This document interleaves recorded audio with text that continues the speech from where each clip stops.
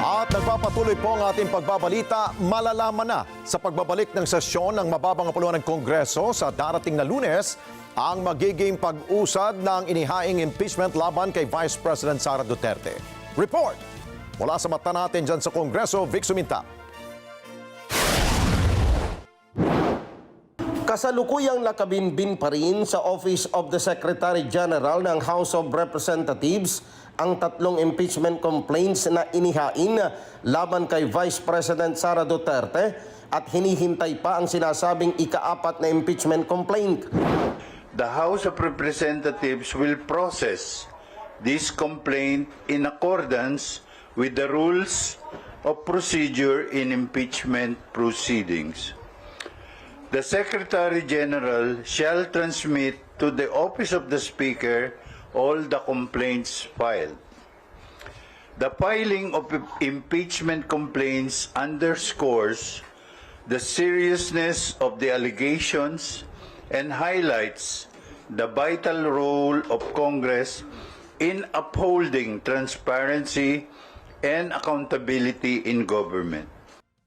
Ang unang impeachment complaint laban sa pangalawang Pangulo ay inihain sa Office of the Secretary General noong December 2, 2024 ng civil society group na inendorso ng Makabayan Bloc ng Kamara na nakabatay sa mga impeachable offenses na nakasaad sa saligang batas na culpable violation of the Constitution, graft and corruption, bribery, betrayal of public trust at high crimes.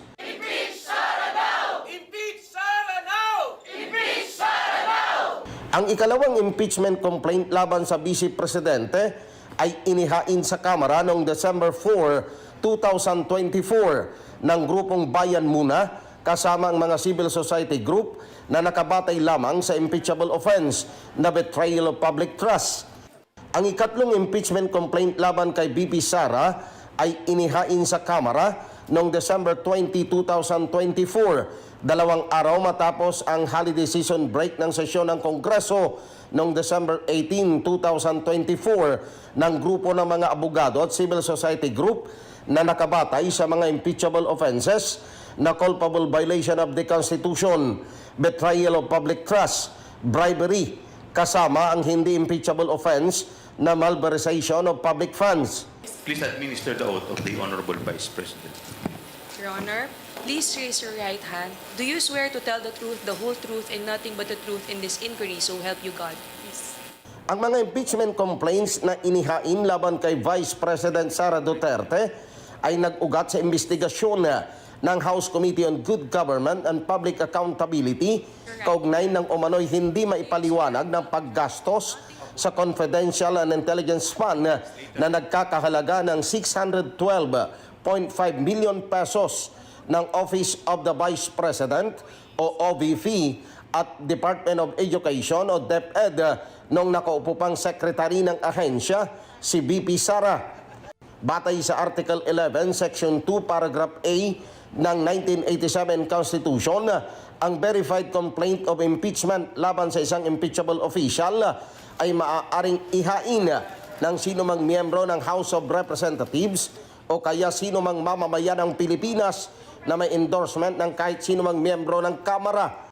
Salig naman sa binalangkas na impeachment rules ng Kamara, ang impeachment complaint ay ihahain ng complainant sa Office of the Secretary General at kailangan sa loob ng 10 araw ipapadala sa Office of the Speaker upang may kalendaryo sa order of business ng Committee on Rules at sa loob ng 3 araw ay kailangang mai-refer sa Committee on Justice upang magdaos ng pagdinig sa loob ng 60 araw para madetermina kung ang impeachment complaint ay mayroong forms and substance na pagbubotohan ng majority ng mga miyembro ng komite at ang corresponding resolution ay isusumite sa plenaryo para pagtibayin ng 1/3 votes ng mga miyembro ng Kamara para maisumite sa Senado na magiging impeachment court at ang mga senador ang tatayong senator judges sa article of impeachment at ang Kamara ay pagbubutuhan din kung sino-sino ang 11 kongresista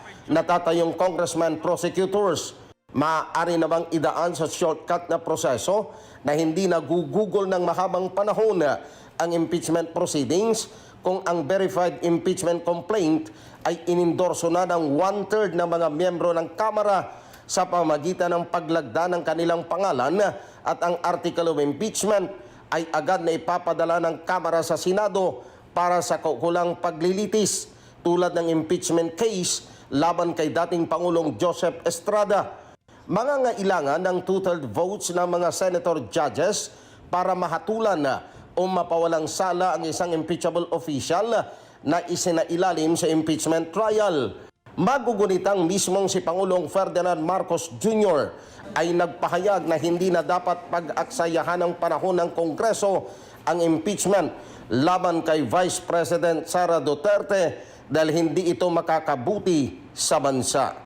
Vic Sumintak para sa Mata ng Agila, matatag, matapang, matapat. Maraming salamat sa inyo pong pagsubaybay sa Mata ng Agila Primetime. Para malaman ang matatag, matapang at matapat na mga balita, i-follow lamang at mag-subscribe sa AtNet25 TV.